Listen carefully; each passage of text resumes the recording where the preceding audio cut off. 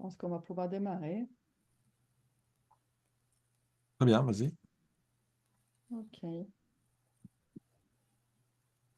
Alors, bonsoir à toutes et à tous. Alors, là, j'ai désactivé tous les micros. Donc, essayez de les garder désactivés. Et, n'hésitez pas de poser vos questions dans le chat. Le chat, il sert à ça. Et on va essayer d'y répondre après au fur et à mesure. Alors, je me présente d'abord. Je suis Linda Kempe. Je suis la présidente de Psylink. Après, je suis aussi psychologue, psychothérapeute, formatrice. Et avant qu'on démarre ce webinaire, je voulais juste vous présenter un petit peu Psylink Formation, qui est un organisme donc, de formation. Et nous sommes spécialisés dans tout ce qui est approche basée sur l'épreuve et donc les thérapies comportementales et cognitives. Et on a tout un catalogue avec des formations, des approches thérapeutiques et aussi des choses un peu plus théoriques. Presque toutes les formations sont disponibles en e-learning. Après, Psylink, c'est aussi une plateforme de téléconsultation pour les patients qui cherchent à consulter un psychologue TCC en ligne. Alors, ce soir, nous allons explorer ensemble le sujet du haut potentiel intellectuel avec notre invitée, la docteure Béatrice Millettre, c'est une experte dans ce domaine. Et je voulais aussi profiter pour juste rapidement présenter sa nouvelle formation qui, hop, je vous clique, juste la partage rapidement. Qui est donc la formation qu'on présente sur Psylink Formation, comprendre et accompagner le haut potentiel intellectuel, qui est une formation très complète. Il y a presque 6 heures de cours enregistrés, d'autres qualités, et qui est proposée en ce moment à un tarif spécial de lancement tout le mois d'octobre à 290 €.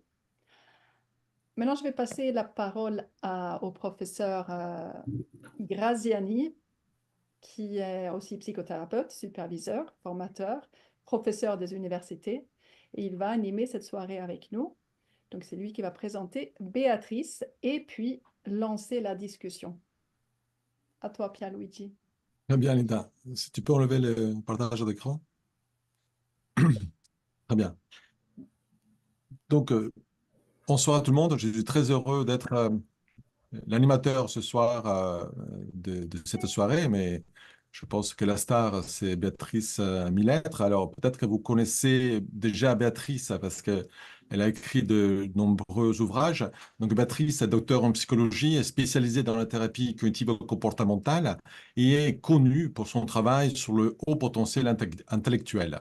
Donc, elle s'attache vraiment à vulgariser des concepts complexes liés à la psychologie, notamment à travers de nombreux ouvrages destinés en large public. Donc, il s'intéresse particulièrement au fonctionnement cognitif et émotionnel des personnes HPI. Donc, elle adopte finalement une approche positive et préventive.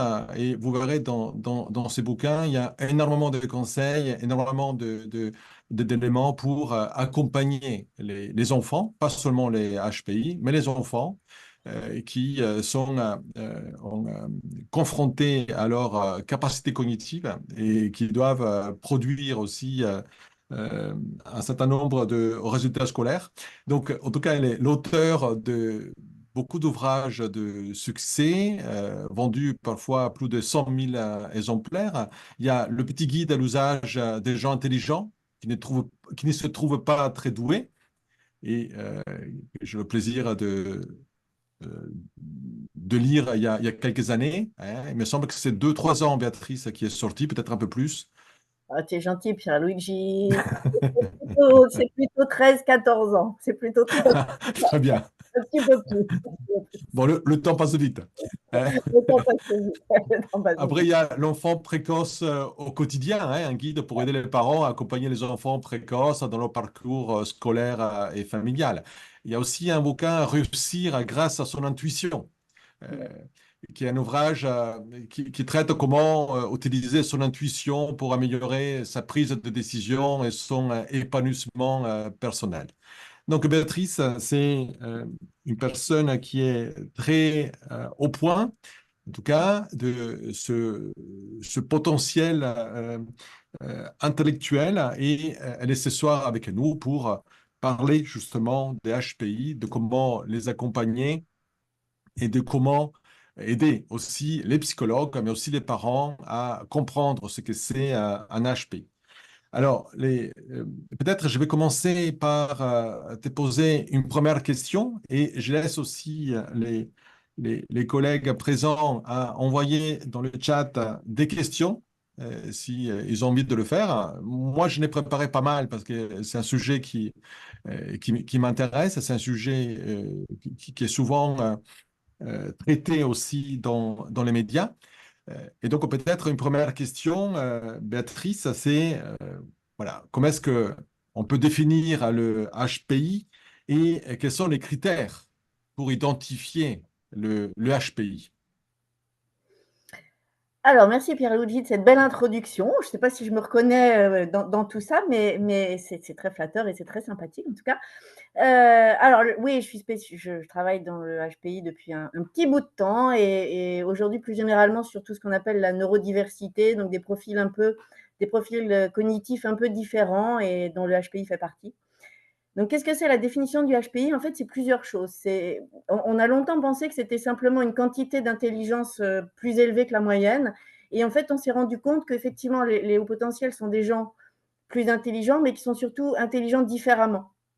C'est-à-dire qu'ils vont avoir cette intelligence intuitive, ils vont avoir une plus grande intelligence émotionnelle. Alors ça, on a des discussions et des discussions sur le HPE, mais on sait, les recherches internationales nous disent qu'il y a quand même une plus grande intelligence émotionnelle chez les personnes au potentiel, une plus grande intelligence sociale également, et globalement, j'ai envie de dire des plus grandes intelligences de tout type, ce qui fait que souvent, moi, je préfère utiliser la notion de degré de conscience. Ce sont des gens souvent, ils ont des valeurs, ils sont humanistes, ils sont généreux, ils sont de ça. Donc, ils ont plutôt un plus grand degré de conscience que les neurotypiques. Les neurotypiques étant les gens qui correspondent à une norme cognitive. Voilà. Un peu, c'est ça la définition, finalement. Très bien. Mais ça, c'est une définition qu'on a quand ils sont plutôt grands. Mais comment est-ce qu'on peut identifier le HPI quand ils sont petits? Alors, quand ils sont petits, j'ai envie de dire quand on a l'habitude. Alors, souvent, on me dit que j'ai une boule de cristal et que je les reconnais. Alors, ce n'est pas vrai parce qu'il y a une liste de caractéristiques finalement, et quand on déroule la liste de caractéristiques, j'ai envie de dire ça saute un peu aux yeux, et y compris des collègues pédiatres ou pédopsychiatres ou des enseignants, des inspecteurs de l'académie ou des choses comme ça, ils me disent mais quand on connaît le sujet, on les reconnaît tout de suite. Oui, on les reconnaît tout de suite, y compris tout petit. Ça veut dire qu'on a des recherches, et on a une collègue française qui a beaucoup travaillé aussi sur la motricité des enfants au potentiel, et on sait qu'ils sont en avance sur les autres. Donc, ils sont en avance déjà au degré du langage. Souvent, ils ont un registre, enfin pas souvent, ils ont un registre de langage beaucoup plus étendu qu'un enfant du même âge.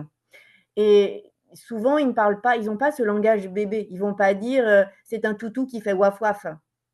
Ça, ils ne parlent jamais comme ça. Donc, ils ont toujours un vocabulaire très extensif. Tout à l'heure, j'étais en consultation avec une petite fille, elle a 6 ans, et elle me parlait des acrostiches. Je ne suis pas sûre qu'il y ait beaucoup d'enfants neurotypiques qui nous parlent des acrostiches à 6 ans.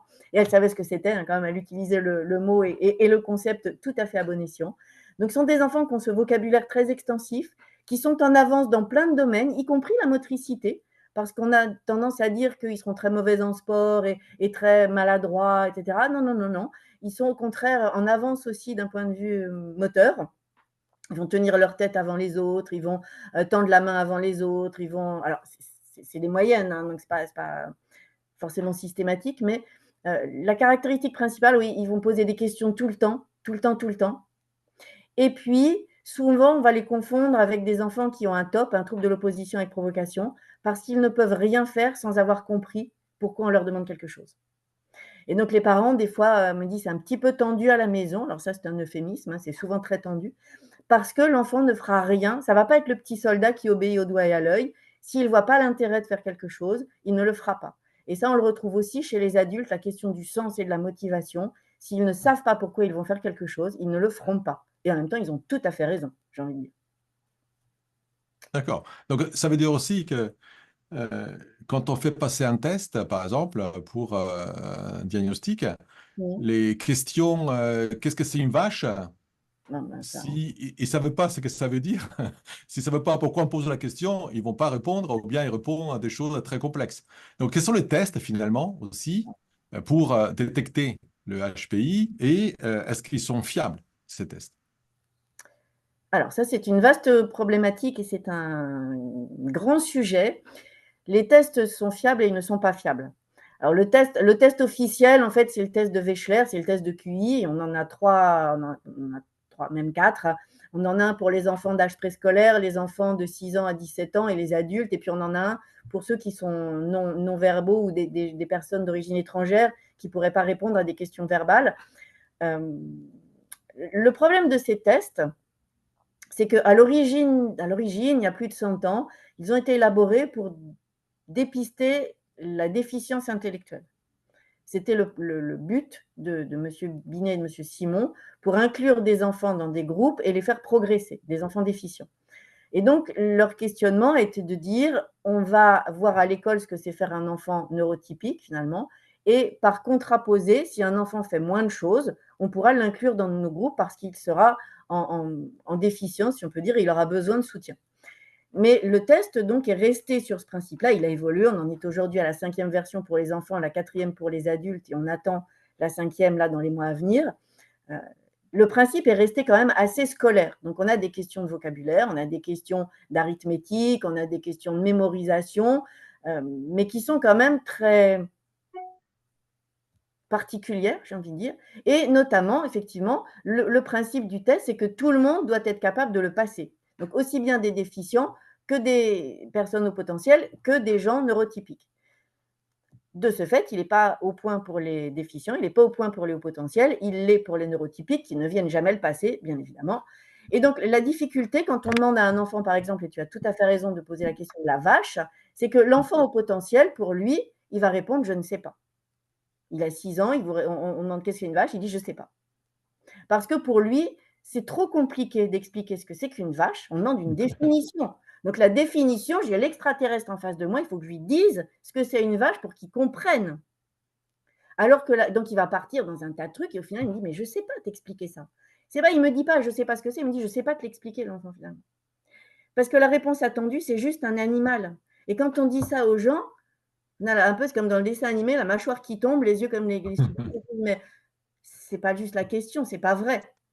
Et donc, c'est là où on risque de perdre, et on en perd un certain nombre des personnes au potentiel qui ne vont pas répondre aux questions. Donc, si finalement le psychologue ne met pas les gens à l'aise en leur expliquant la structure du test et ce qu'on attend d'eux, là, on risque d'en perdre et pour le coup, il ne va pas être au point. Maintenant, quand il est fait dans des bonnes manières, eh bien, effectivement, on va avoir la réponse. Alors, souvent, les gens disent, mais ça me donne mes points forts, mes points faibles. Non, ça ne donne rien du tout. Les points forts, c'est je suis calé en arithmétique et le point faible, c'est je ne suis pas doué pour remplir des questionnaires de rapidité, ce qui, dans la vie de tous les jours, ne sert absolument à rien. Entendons-nous. Donc, la seule réponse que ça donne, c'est est-ce que vous êtes au potentiel si le test est bien fait, oui ou non. Et ça c'est fondamental parce qu'il y a des gens qui en ont besoin pour s'autoriser à fonctionner de la façon des hauts potentiels. Donc, à mon avis, c'est la seule réponse à attendre, c'est est-ce que je suis au potentiel, oui, non. Et quand c'est bien fait, on a la réponse. C'est OK. quelque chose comme ça. Il y a, il y a une question, une personne qui dit, peut-être sur le même, autour du test, est-ce que le test HPI, Ouais. il n'y a pas tout à fait test HPI, mais est-ce que c'est le test évalue davantage l'intelligence fluide et cristallisée? Alors, il évalue certaines formes d'intelligence, effectivement, l'intelligence fluide, voilà. Après, tout dépend finalement de ce qu'on va chercher. Je ne répondrai pas directement à la question parce qu'en fait, c'est lié à la conception de l'intelligence et ça, je le détaille sur tout le premier module de la formation qu'on a faite ensemble. les conceptions de l'intelligence depuis finalement le début de la conceptualisation du concept jusqu'à aujourd'hui. Et non, je vais quand même le dire, aujourd'hui en France, on est quand même dans une conception un peu datée de l'intelligence, ce qui fait que quand on regarde dans d'autres pays, notamment le seuil pour définir le haut potentiel en France, on l'a mis à 130. Au Québec, ils l'ont mis à 10% de la population. Ce qui veut dire que, en fait, ce n'est pas une question de seuil, c'est une question de qu'est-ce qu'on met dessous.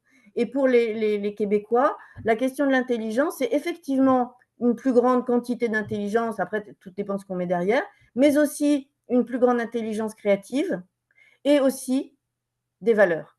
Et donc, quand on regarde les études internationales, par exemple, des chercheurs qui travaillent sur le haut potentiel, les critères d'inclusion dans une étude, c'est ces trois choses-là, selon les anneaux de Renzulli, la conception de l'intelligence de Renzulli. Ce n'est pas juste un QI de plus de je ne sais pas combien. Parce que ça, après, vous êtes à 130 ou à 129, un coup, vous êtes au potentiel, à 129, vous ne l'êtes pas. Ça ne veut absolument rien dire, parce qu'on a un continuum et qu'en fait, au potentiel, c'est juste une valeur statistique telle que définie par le test de QI. Donc, ce n'est pas ça la réalité, finalement. D'accord. Donc, finalement, ce n'est pas si facile d'évaluer l'intelligence chez des personnes qui sont très intelligentes avec des tests qui sont faits pour les personnes qui n'ont pas beaucoup de capacités cognitives. Oui.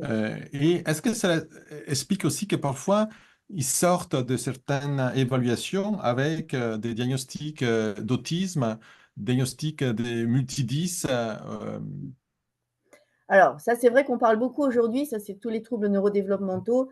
Et heureusement, on en prend conscience aujourd'hui. Il y a tout un plan gouvernemental pour aider les personnes atteintes de troubles neurodéveloppementaux.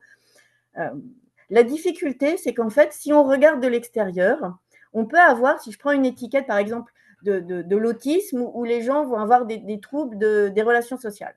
Si juste j'écris cette étiquette-là, problème de relations sociales, un grand nombre des personnes au potentiel qui sont un peu différentes des neurotypiques parce que leur fonctionnement intrinsèque est différent, vont se sentir concernés parce que parfois c'est compliqué les interactions sociales. Quand vous êtes autour du barbecue et que vous avez envie de parler métaphysique ou philosophie, les autres veulent parler des saucisses, eh bien vous dites je suis un peu décalé, je ne suis pas à ma place, donc j'ai des problèmes relationnels, donc je suis dans le spectre de l'autisme. Alors qu'en fait, il faut aller beaucoup plus loin que ça. Là, c'est juste le haut de l'iceberg en fait. Et ça, quand on va creuser, finalement, on n'a que peu de points communs entre les problèmes relationnels des autistes et les problèmes relationnels des personnes au potentiel. La personne autiste, moi j'en accompagne. Alors effectivement, on peut avoir ce qui s'appelle la double exception, au potentiel et autiste, au potentiel et 10, au potentiel et trouble de l'attention. Les autistes vous disent, ils ne comprennent absolument pas la règle du jeu des interactions sociales. Et je pense à une jeune femme que j'accompagne en ce moment. Elle est obligée de réfléchir en permanence à ce que font les autres, un peu comme dans un jeu de société, et de s'approprier le mode d'emploi des autres qu'elle perçoit comme ça, et par mimétisme de fonctionner de la même façon. Donc c'est quelque chose qui est épuisant, qui est très énergivore, et finalement qui n'a rien à voir avec le haut potentiel. Et de la même façon, pour le trouble de l'attention, les personnes au potentiel qui ont une pensée par association d'idées, une pensée entraîne une autre, entraîne une autre, entraîne une autre, si on est sur l'ordinateur en train de travailler, ou sur un dossier, peu importe, à un moment donné, mon cerveau a besoin de faire une pause pour réfléchir, et donc je vais regarder par la fenêtre, et là je vois passer, je sais pas quoi, une voiture rouge, et je me dis, ah bah tiens, c'est sympa, il faudrait que je change de voiture rouge, c'est pas mal. Ouais, mais quand même, une voiture, c'est pas bien pour la planète, donc peut-être le bus. Oui, mais en même temps, peut-être un vélo. Oui, mais le vélo électrique, oui, les Ouïghours en Chine, non, je ne peux pas faire le vélo électrique. Et donc là, je suis partie dans mes pensées, j'ai oublié mon dossier. On peut me dire, c'est un trouble de l'attention. Alors qu'en fait, c'est une efficacité différente. Et si je veux maîtriser le vagabondage de mes pensées, eh bien à ce moment-là, je vais mettre un film en même temps que je travaille sur mon dossier, que je connais par cœur. Et si je regarde mon film pendant que je travaille sur mon dossier, mon cerveau va être obligé, quand il a besoin de réfléchir, d'aller sur le film, un peu comme les œillères du cheval, les œillères comme ça. Et donc, je vais sur mon film à côté, je le connais par cœur, mon cerveau réfléchit, bing, je reviens sur mon dossier, et ce n'est pas un trouble de l'attention. Et donc ça, c'est pareil, si on regarde simplement de l'extérieur, j'ai quelqu'un dont les pensées vagabondent, je vais dire c'est trouble de l'attention. Alors qu'en fait, ça n'en est pas un. Donc, et ça, on peut avoir encore une fois la double exception, mais si on regarde juste de l'extérieur ce qui se passe, on risque d'avoir des mauvais diagnostics. Et effectivement, à la consultation d'autisme à la Salpêtrière à Paris, une personne sur deux qui vient consulter adulte sont des personnes au potentiel qui ne sont pas dans le spectre autistique. Et de même, on a des études qui nous disent qu'une personne au potentiel diagnostiquée avec un TDAH, eh bien dans 25 à 50% des cas, n'a pas de TDAH, c'est un mauvais diagnostic. Donc, il faut faire attention justement à ces stéréotypes qui ne correspondent pas au fonctionnement des personnes au potentiel. Très bien. Alors, il y a aussi un commentaire qui est d'une simplification extrême peut-être le HPI. C'est Priscilla qui a assisté à une table ronde où il y avait des neuropsychologues et ces neuropsychologues disaient que le HPI n'était rien d'autre qu'une différence au niveau de la myélinisation dans le cerveau. Donc, les seules et uniques conséquences sont de pouvoir traiter plus d'informations plus rapidement que les personnes non HPI. Et Alors, qu'il n'y a pas d'autres différences au niveau de sensibilité à la justice, etc., etc. oui. Alors, si on regarde que ça, effectivement, c'est déjà pas rien d'avoir plus de myéline. Et puis, on sait qu'on n'a pas juste plus de myéline, il y a plus de cellules gliales, c'est-à-dire il y a plus de connexions nerveuses entre les différentes zones du cerveau. Il y a plus de. C'est pas juste il y a la myéline. Dans le cerveau, il n'y a pas que de la myéline, il y a plein d'autres choses. Et encore une fois, il y a les cellules gliales qui sont en plus grand nombre, les connexions, etc., les dendrites qui sont plus nombreuses, interconnectées, etc., etc. Ceci étant, en France, effectivement, on nous dit qu'il n'y a pas autre chose. Quand on regarde les études internationales des collègues internationaux, bizarrement, chez eux, il y a autre chose. Donc, ma réponse est très simple. Oui, au potentiel, ce n'est pas juste une quantité d'intelligence, c'est une quantité de plein d'intelligence, y compris l'intelligence sociale, y compris, on sait, les ados au potentiel, par exemple, on a des recherches. Alors, moi, on ne me connaît pas peut-être tout le monde, mais je n'affirme jamais rien qui n'est pas validé par des études internationales. Ce n'est pas juste mon expérience et mon expertise. C'est vrai que je travaille depuis plus de 20 ans avec les personnes au potentiel et neurodivergentes. Donc, j'ai une certaine expertise, une expérience des gens que j'accompagne. Mais on peut se dire, j'ai un biais de recrutement que les gens qui viennent me voir, par définition, n'ont pas forcément très bien. Mais donc, c'est pour ça que je n'affirme jamais rien que je n'ai pu retrouver dans des recherches internationales. Et je vous dis, au Québec, par exemple, ils considèrent la trilogie de Renzulli, les 3 anneaux, avec l'intelligence, la créativité, les valeurs. Ce n'est pas moi qui le dis, ce sont les recherches internationales. Donc, il y a la myélinisation, mais il n'y a pas que ça. Il n'y a pas que ça. Oui, surtout que ce sont deux niveaux très différents entre la myélinisation et l'utilisation du cerveau avec une activation qui peut être une sensibilité aussi à des situations de frustration, de colère, Oui, d'ennui, tout à fait. etc. Donc, il y a des conséquences, effectivement, Il y a des c'est conséquences dans difficile. tous les domaines avec des seuils de déclenchement qui sont plus bas, donc qui donnent une plus grande sensibilité, une plus grande sensorialité, avec des réactions qui sont différentes, avec des profils de sommeil qui ne sont pas les mêmes, y compris en termes d'éveil et de meilleure efficacité diurne par rapport aux neurotypiques. Les somnogrammes ne sont pas les mêmes. Enfin, voilà, on a tout un ensemble finalement de recherches qui nous montrent qu'effectivement, on a des différences. Maintenant, effectivement, il n'y a pas de différence si je prends des gens à QI de 130 et des gens à QI de 125, c'est pas vrai. Et les recherches sont faites entre le groupe témoin autour de 100, le groupe au potentiel autour de, alors ça dépend, des fois c'est 120, des fois c'est 130, mais au-dessus de 120 en tout cas. Et donc on a cet écart qui fait que là, on a des différences significatives, mais bien évidemment, si je prends 120 et 130, j'aurai zéro différence. Ça, c'est bien évident.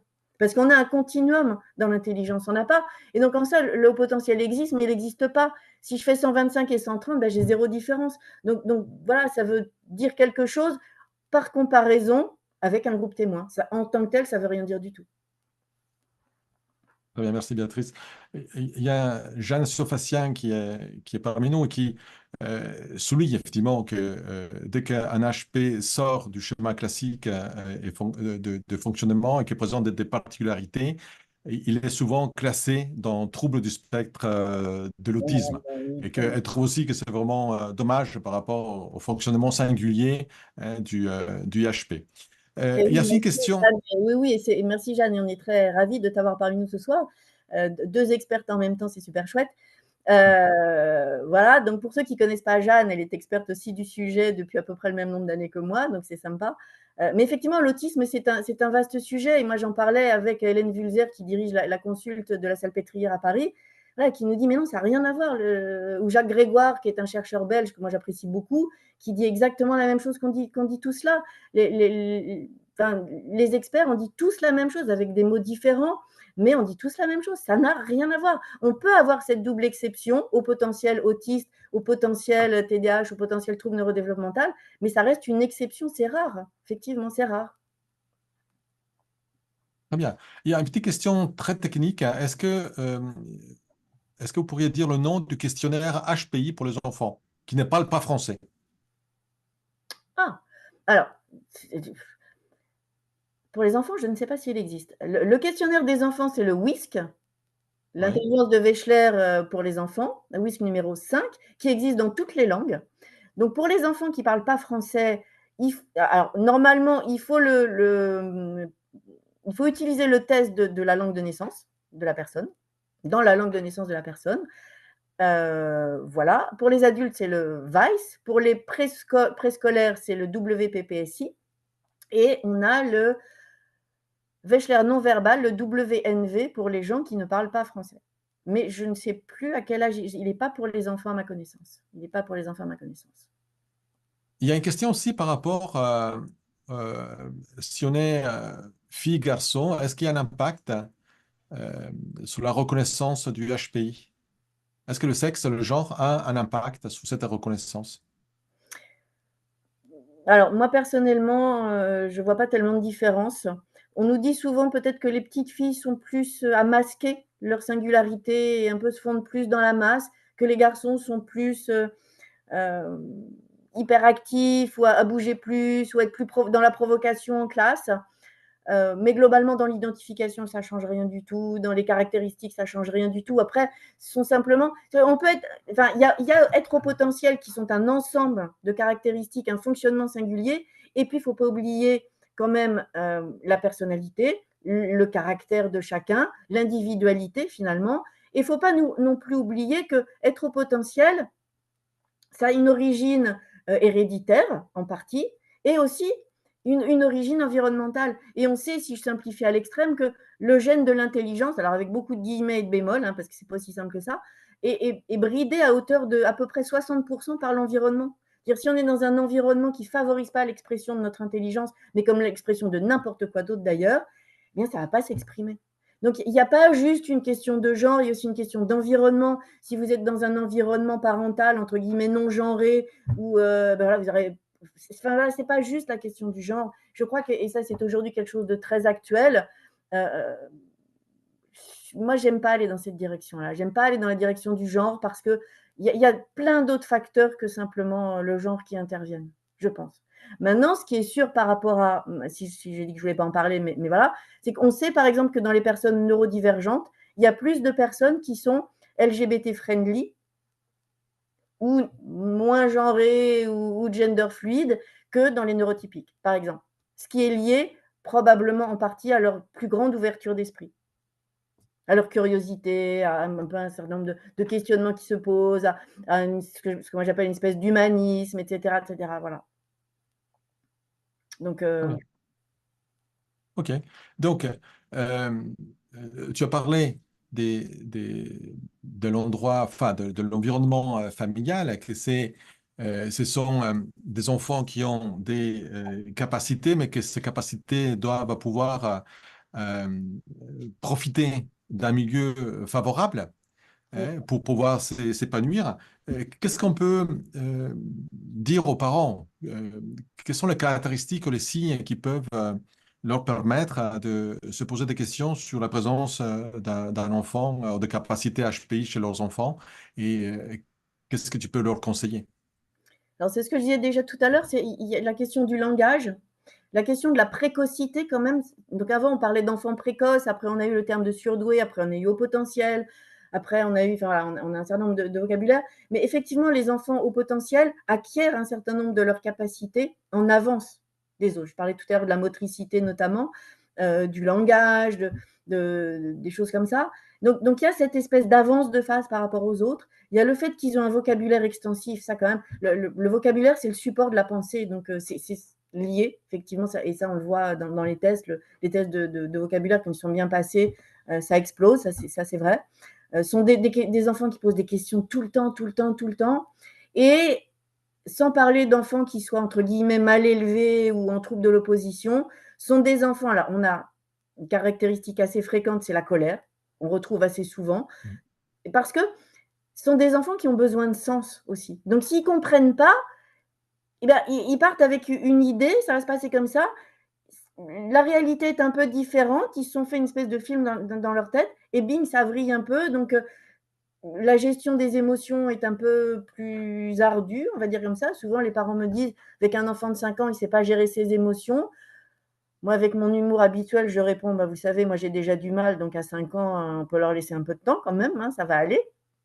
On a un peu de marge devant nous aussi, par exemple.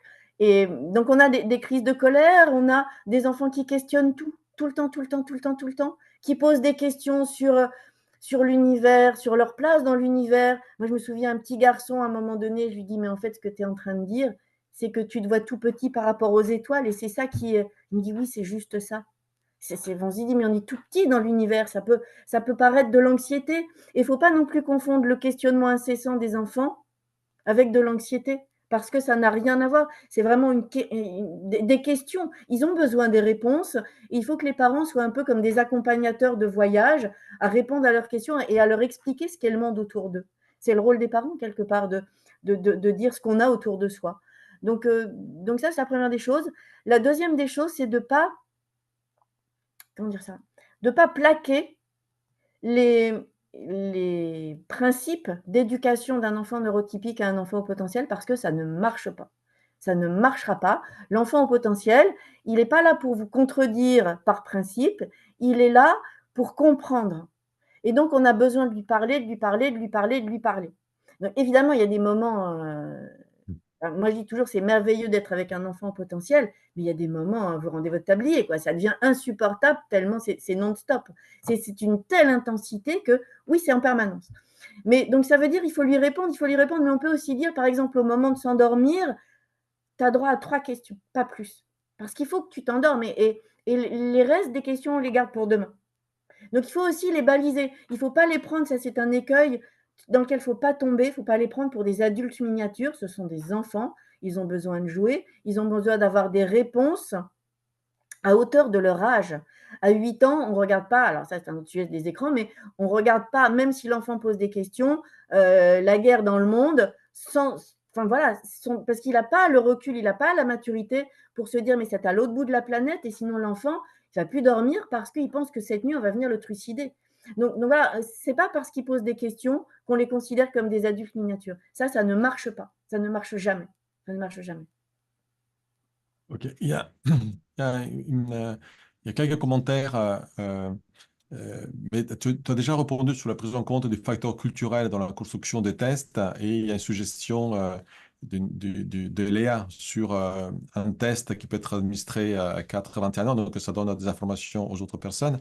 Et il y a une question qui est, est-ce qu'il y a une différence dans le comportement chez un enfant diagnostiqué HP et chez un enfant qui a les caractéristiques mais qui n'en a pas connaissance? Est-ce que l'étiquette HP va influencer aussi les comportements, d'être narcissique quelque part, chez certains, adultes surtout, mais est-ce que l'étiquette va contribuer? Alors déjà, juste un petit point de vocabulaire, ça n'est pas un diagnostic, parce que ça n'est pas une pathologie. Donc c'est un dépistage, voilà, mais ce n'est pas un diagnostic, parce que diagnostic veut dire pathologie, ce n'est pas une pathologie. Ça, il faut bien être clair là-dessus. Alors, souvent on me dit, on me l'a encore dit la semaine dernière, que je polarise les différences entre haut potentiel et neurotypique, avec des étiquettes. La question, elle n'est pas de stigmatiser avec une étiquette, elle est qu'un enfant, de toute façon, depuis qu'il est au monde, il perçoit, un enfant au potentiel, il va percevoir, il le sent qu'il n'est pas comme les autres. Il ne sait pas le dire, mais il voit bien que les autres enfants à l'école, peut-être, ils vont un peu moins vite, qu'il faut plus de répétitions pour mémoriser un concept. Pour info, on dit qu'un enfant au potentiel a besoin d'1 à 2 répétitions pour mémoriser, quand un neurotypique, en moyenne, a besoin de 8 à 10. Donc, si l'enfant au potentiel, on ne lui explique pas que les autres ont besoin de plus, lui, il le perçoit quand même. Il se dit, mais quand même, pourquoi on a dit 15 fois la même chose, alors que moi, je le sais déjà, pourquoi on recommence? Donc, il perçoit des singularités, il ne sait pas mettre des mots dessus.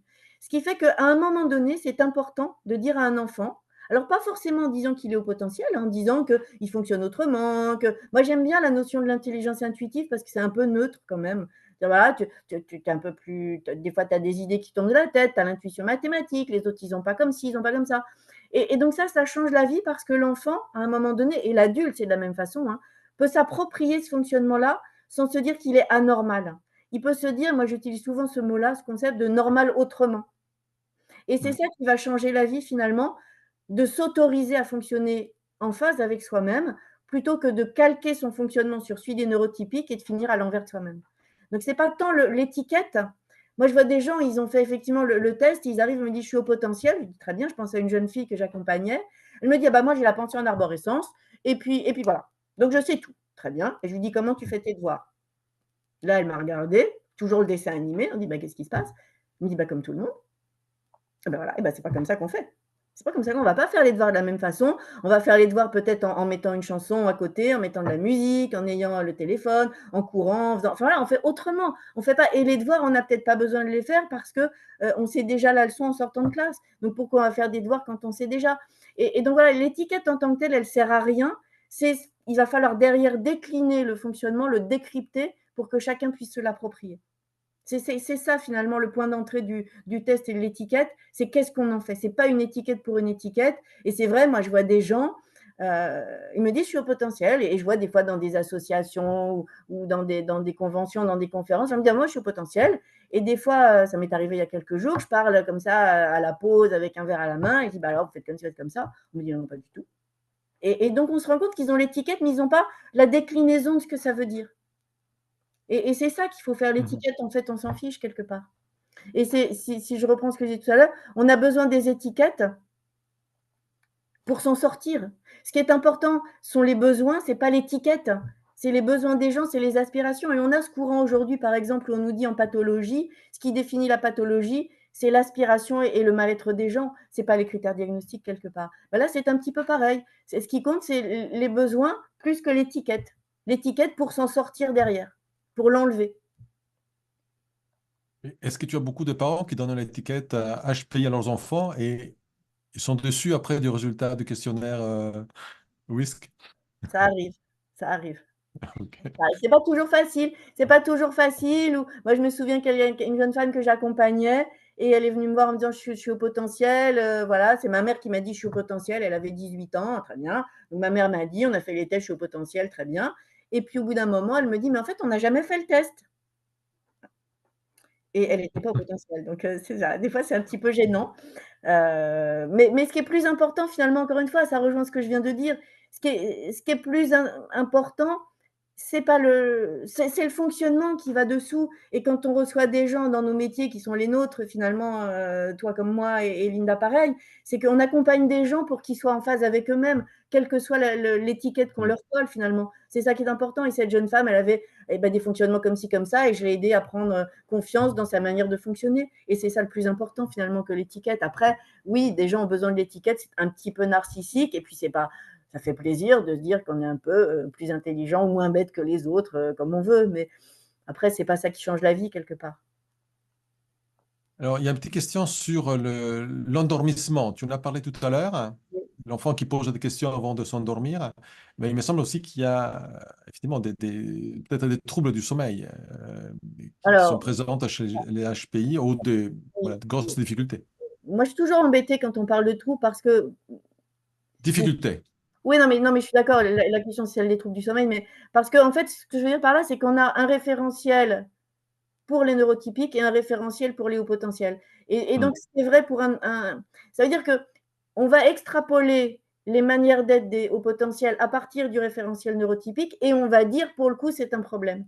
Et que peut-être ça n'en est pas et que ce sont des singularités et pas des problèmes. Mais ceci étant, on a des études qui nous disent effectivement, quand on pose la question aux parents, est-ce que votre enfant est plutôt comme ci, comme ça sur le sommeil, que oui, majoritairement, il y a, enfin majoritairement, c'est pas si significatif que ça, mais il y a plus de troubles du sommeil reportés par les parents, hein, pas par les professionnels de santé, chez les enfants au potentiel que chez les autres.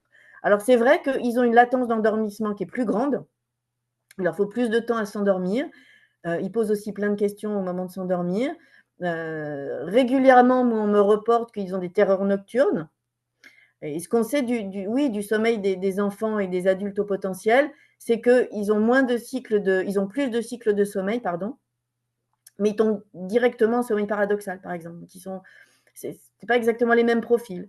Donc, effectivement, alors ce que me disent moi les enfants, que je revois des fois quelques années après, je trouve ça très drôle quand je revois des jeunes 5 ou 10 ans plus tard, et je pense à un en particulier qui me disait, mais en fait, tu sais, quand on me parlait du sommeil quand j'étais petit, moi je ne voyais pas pourquoi j'aurais dormi quand mes parents ne dormaient pas.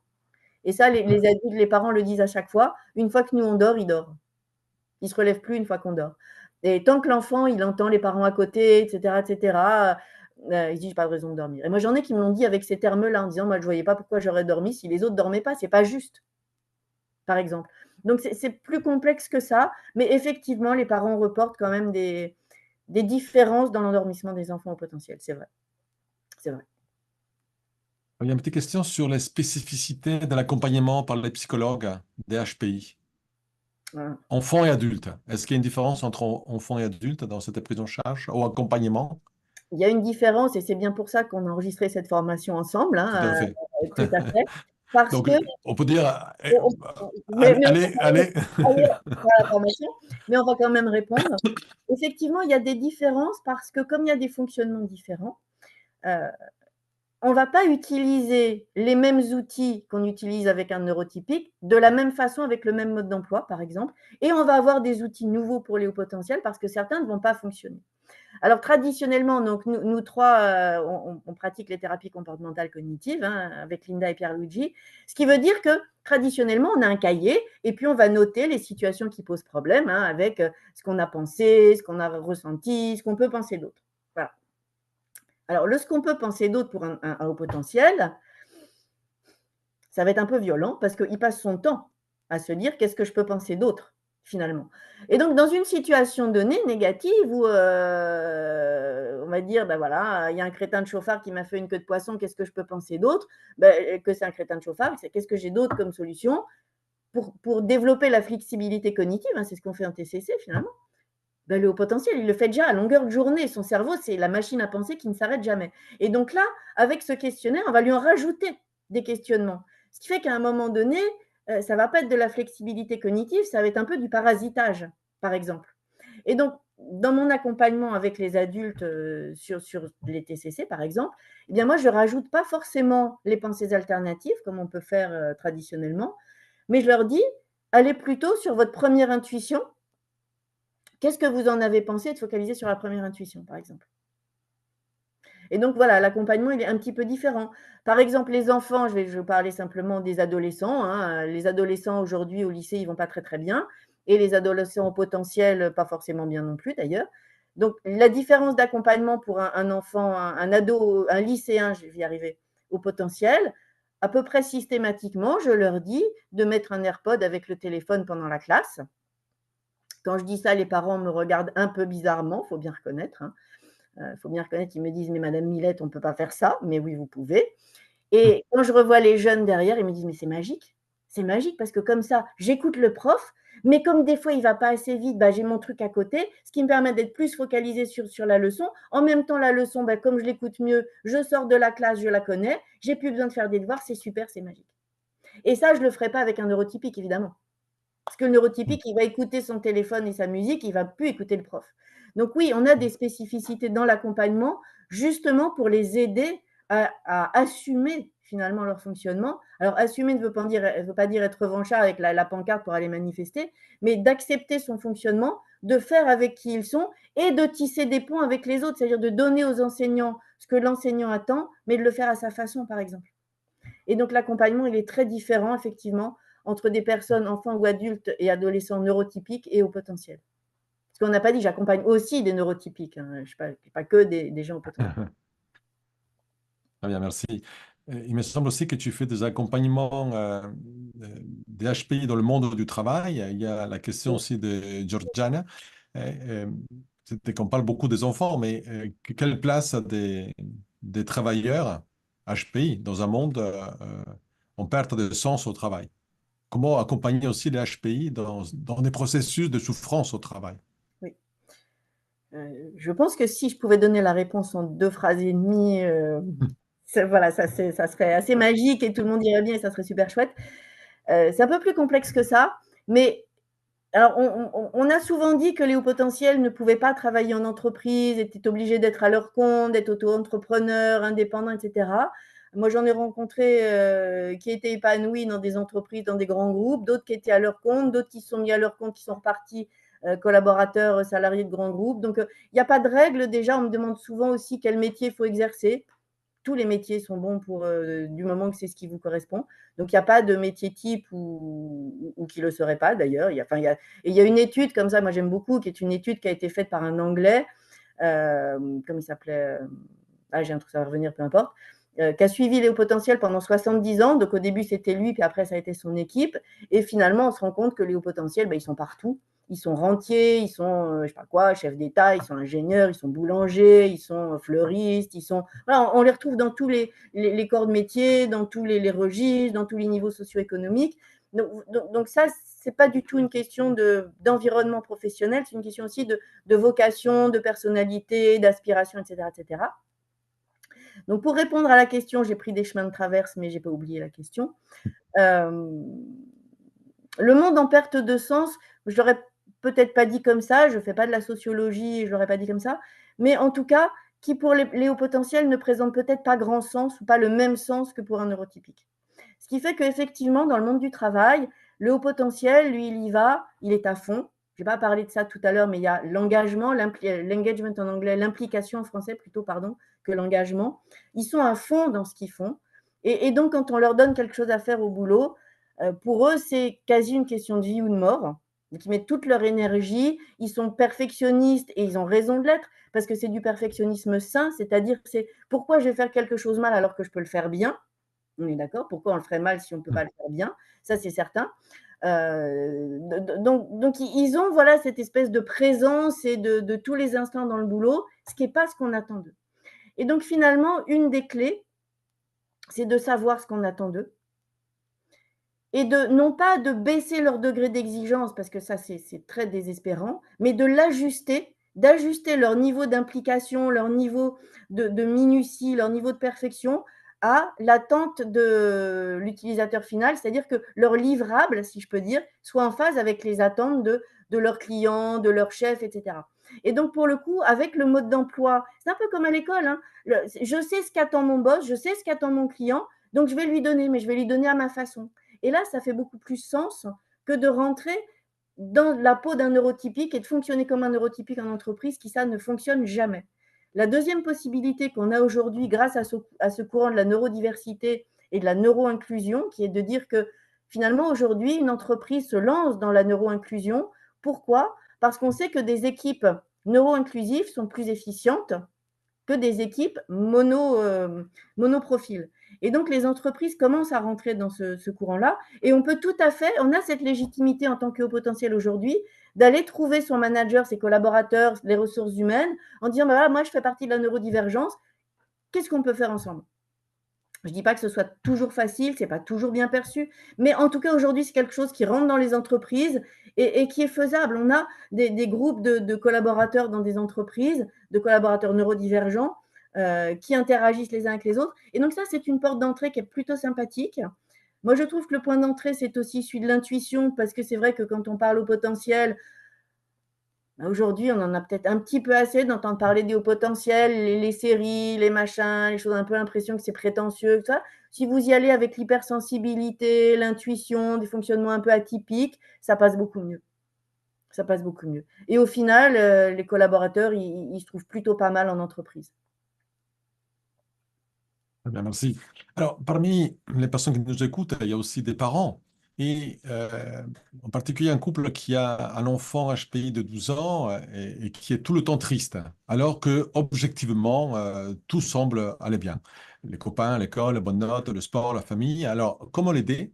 La maman ou le papa a l'impression qu'il ne se focalise que sur les choses négatives. Et il y a aussi, j'ajoute aussi une autre question de Christine qui est comment répondre alors ennui à l'école. Donc, dépression et ennui.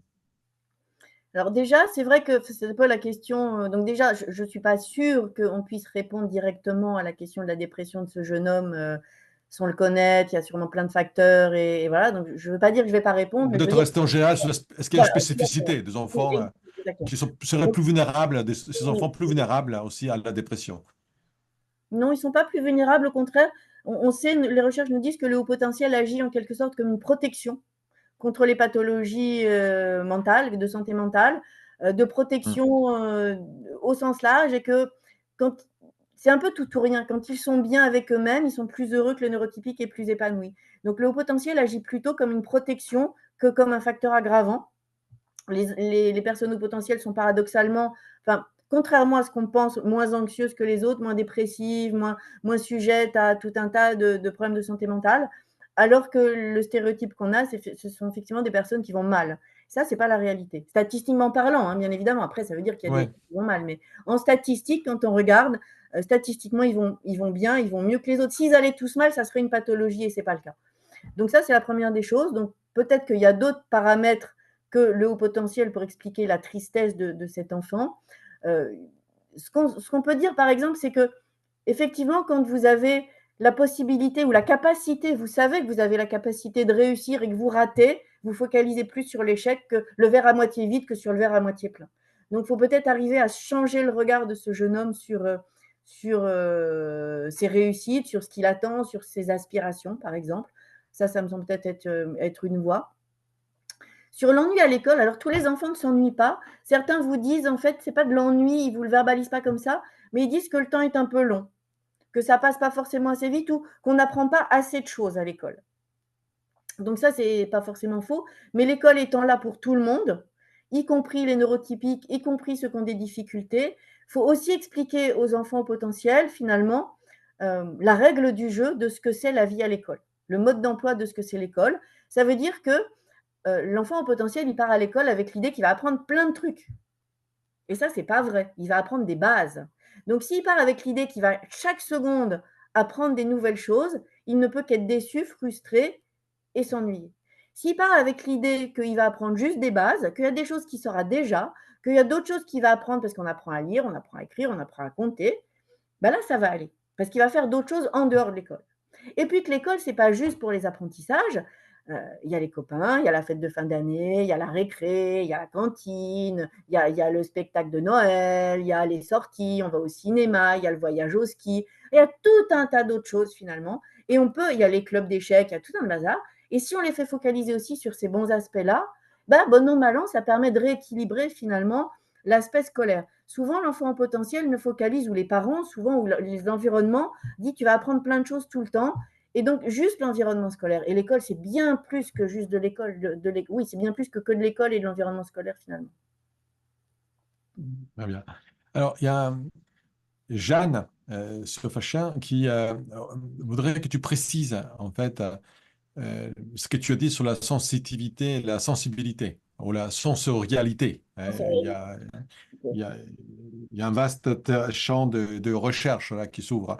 Parce qu'aujourd'hui, on entend tout et son contraire. Est-ce que tu peux peut-être préciser les concepts en lien avec le HPI?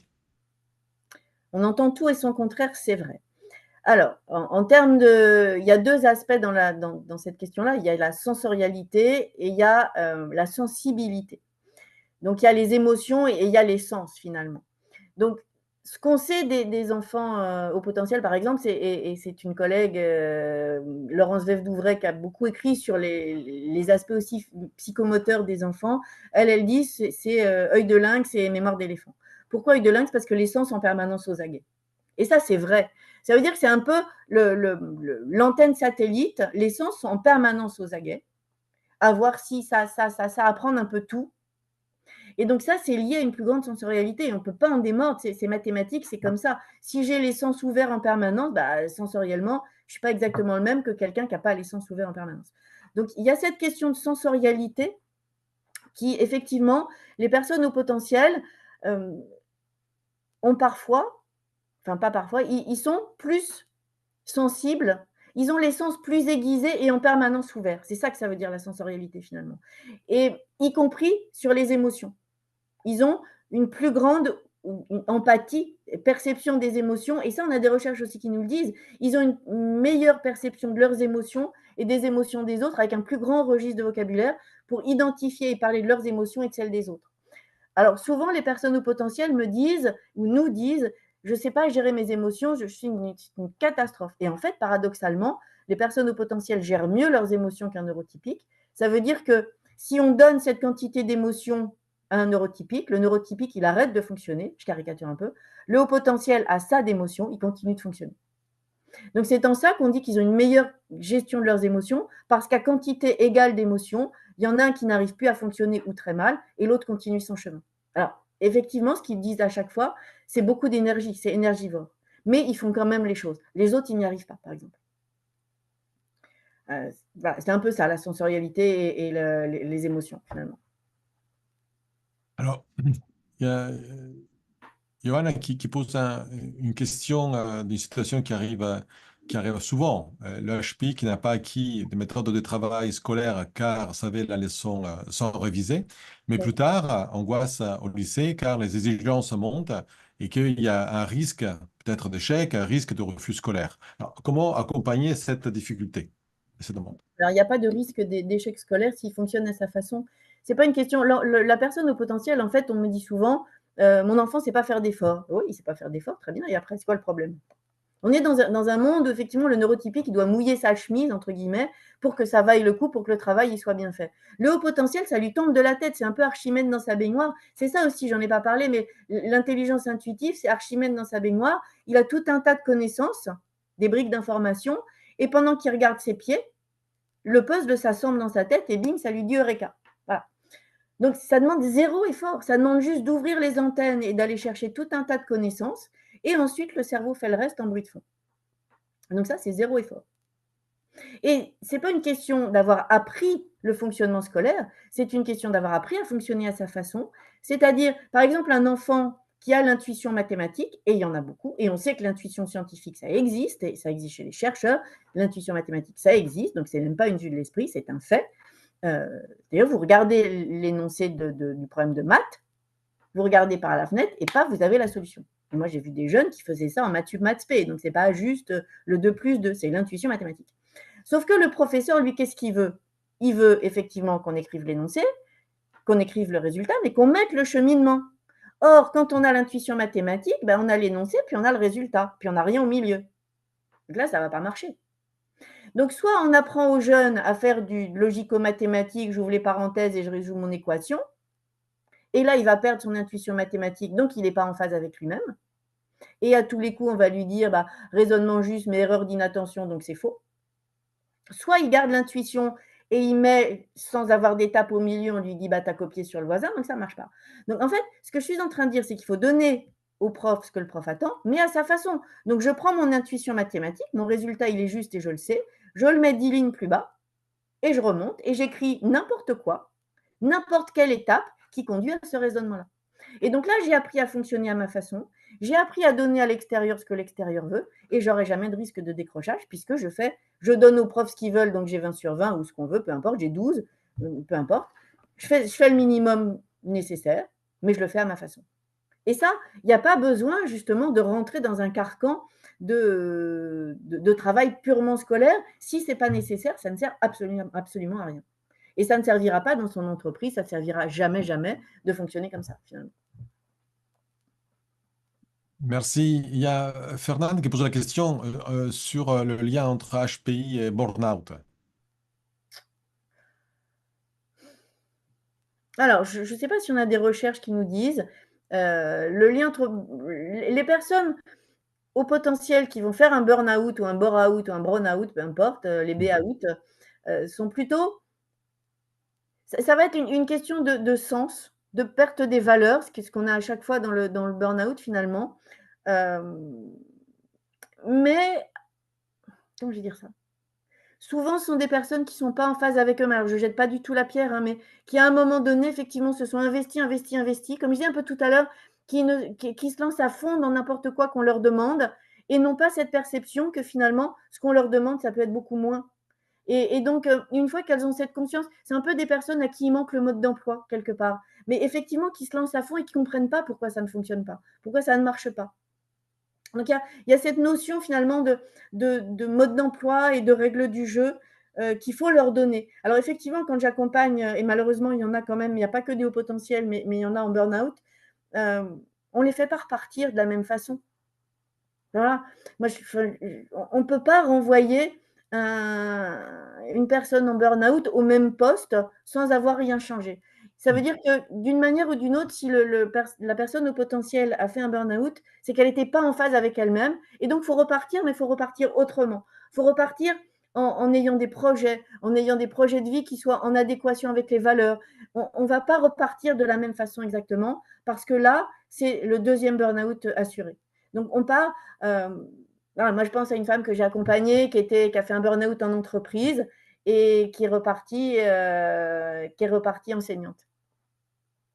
Ça lui tenait à cœur, elle est repartie enseignante. Voilà. Et là, elle est super épanouie, la vie est super belle, elle est au milieu de ses élèves, et voilà. Elle n'est pas repartie dans son entreprise au même poste, qui est un poste qui ne lui convenait pas, où elle était là un peu. C'était pas elle. Donc voilà. Donc le burn-out, il a aussi violent soit-il, et je minimise pas du tout la douleur, la souffrance, le tsunami que ça représente, mais il est là aussi pour dire, vous n'êtes pas en phase avec vous-même, il faut repartir autrement. Et ça, pour moi, c'est une grande réalité, que ce soit chez les enfants ou chez les adultes. Ça veut dire que le burn-out, il est là pour nous dire, j'étais pas en phase avec moi-même. Merci. Donc, il y a une petite question sur la tachypsychie. Hein, cette pensée très rapide, mais une accélération normale de la pensée, et sa présence chez les personnes HPI. Oui, on peut appeler ça Est-ce aussi. que c'est leur caractéristique principale, finalement? Je ne sais pas si c'est une des caractéristiques principales, mais le cerveau étant une machine à penser, il nous envoie des pensées en permanence. Ce qui va être difficile pour les personnes au potentiel, c'est d'avoir tout un tas de pensées en permanence qui sont, et pour le coup, c'est fatigant, c'est énergivore. Ce qui fait que si le cerveau, on ne peut pas l'arrêter, mais on peut l'orienter. Donc, si on donne, moi j'aime beaucoup l'idée de la thérapie par projet avec les personnes au potentiel, justement, c'est d'avoir du sens dans les activités qu'on leur demande de faire et qu'ils vont mettre en place, qu'ils vont faire. Si ça a du sens, eh bien, le cerveau va utiliser toute son énergie pour aller dans la direction de ce projet. Il y a une activité qui a du sens, encore une fois. Et à ce moment-là, vous n'avez que des pensées qui tournent autour de votre projet. Et on n'a plus cette espèce d'os qu'on ronge où il n'y a pas grand-chose dessus, avec le cerveau qui part d'une direction à une autre, avec tout un tas de pensées stériles qui ne servent à rien. Donc la question, c'est pas… Effectivement, le cerveau, c'est une machine à penser. Il y a probablement plus de pensées chez les hauts potentiels que chez les neurotypiques, et un peu en permanence, c'est vrai, mais on peut l'orienter. On ne peut pas l'arrêter, mais on peut l'orienter. Et c'est ça ce qui fera la différence, finalement. Très bien. Il y a aussi Jeanne qui propose en fait que le burn-out soit aussi lié à l'exigence que se met le Oui, HPI. mais c'est l'exigence, je suis d'accord, Jeanne. C'est l'exigence que se met le HPI, c'est ce que je venais de dire. C'est le HPI se lance à fond dans ce qu'il fait avec son degré d'exigence et de perfectionnisme sain, encore une fois. C'est pas du perfectionnisme malsain dans le sens si j'arrive pas, je suis nul. Alors ça peut l'être aussi, mais fondamentalement, c'est pas ça dont il s'agit. Mais c'est surtout l'inadéquation entre son degré d'exigence et l'attendu, le livrable qui est demandé. Et quand on arrive à équilibrer ça en disant, mais finalement, vous voulez un 20 sur 20, mais le minimum syndical, c'est 10 sur 20. Votre boss vous donne un 12 sur 20, il est content, donc vous pouvez ajuster parce que c'est ça qui est attendu. Le livrable attendu, ce n'est pas un 20 sur 20, parce que là, on va perdre finalement le client, on va perdre finalement l'utilisateur final. Et donc, c'est plus cette disparité-là entre mon degré d'exigence en tant que haut potentiel et ce qu'on attend de moi. Et donc, quand on réajuste ça, finalement, ça marche tout seul. Ça marche tout seul. Est-ce qu'il y a une différence en termes de traumatisme? C'est-à-dire, quand un HPI vit un traumatisme à l'enfance, cela a plus d'impact ou un impact différent que sur les enfants qui n'ont pas un profil HPI, par exemple. Alors, Je sais tout à pas. l'heure, tu as peut-être répondu un peu à la question, c'est-à-dire que des difficultés environnementales, éducationnelles peuvent empêcher l'expression du HPI, que deux enfants, en fait, qui ont les mêmes capacités HPI, il y en a un qui peut ne pas les développer, c'est ça? Oui, c'est ça, tout à fait. Qui vont être bridés. Sur le traumatisme directement, je saurais pas répondre. tout à fait objectivement, ou je ne suis pas sûre d'avoir vu passer des études qui répondaient à ça. Spontanément, j'aurais envie de dire que les personnes au potentiel ont quand même une grande capacité de résilience. Donc, peut-être sont capables de faire face au traumatisme. Après, ce qui est vrai aussi, ce qu'on voit, c'est une espèce de gestion, alors ça, je l'ai vu chez les adultes plus que chez les enfants, de gestion des traumatismes un peu, je ne sais pas comment je vais dire ça, un peu de l'extérieur, on aurait le sentiment qu'ils se dissocient. C'est quand même pas une très bonne idée, a priori, quand je le dis comme ça. Mais ça veut dire qu'ils vivent un traumatisme. Et plutôt que de craquer, d'être en dépression, finalement, il y a écrit dans leur cerveau, et ça souvent ils me le disent comme ça, il y a écrit je vais bien, je vais bien. J'ai un traumatisme, mais bon, voilà, j'ai eu un petit coup de mou ou un gros coup de mou, peu importe, mettez les mots que vous voulez, on s'en fiche. Et à un moment donné, bah ouais, ça va, ça va.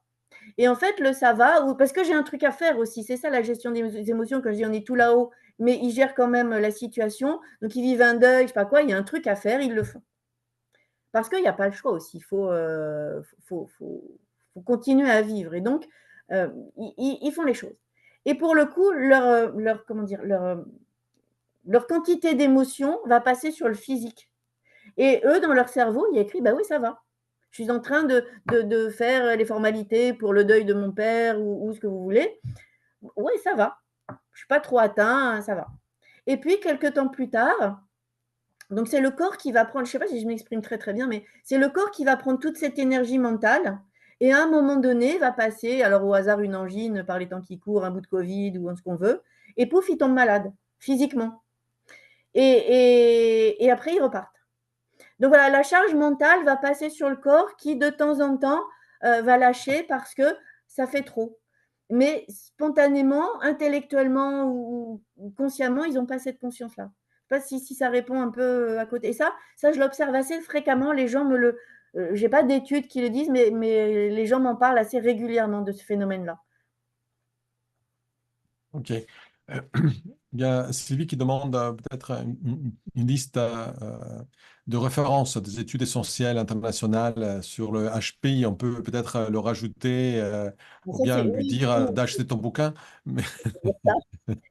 mais on n'est pas là pour ça, mais c'est compliqué parce que moi, très honnêtement, je lis à peu près entre 5 et 10 articles par jour donc, sur le sujet et sur d'autres sujets. Donc, ça évolue beaucoup. Moi, j'aime beaucoup les publications de Jacques Grégoire en français et en Belgique. Donc, ça, c'est facile d'accès parce que d'abord, c'est en français pour ceux qui ne parlent pas anglais. Et Jacques est pour moi un des chercheurs très, très pertinents sur le sujet.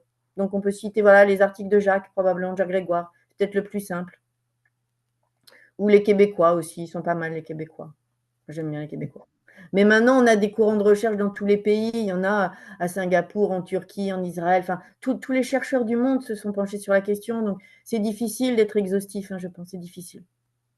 Et c'est pas que je ne veux Ok. pas répondre, c'est qu'il y en a vraiment. Ça dépend du sujet qu'on veut voir. Si on veut les troubles du sommeil, je veux dire, moi j'ai lu 3 articles hier sur les troubles du sommeil qu'un collègue m'a adressé, enfin sur les spécificités, pardon, pas les troubles du sommeil des enfants au potentiel. Donc tout dépend aussi du sujet qu'on veut approfondir. Oui, c'est un peu comme la question sur la vache, en fait, la réponse.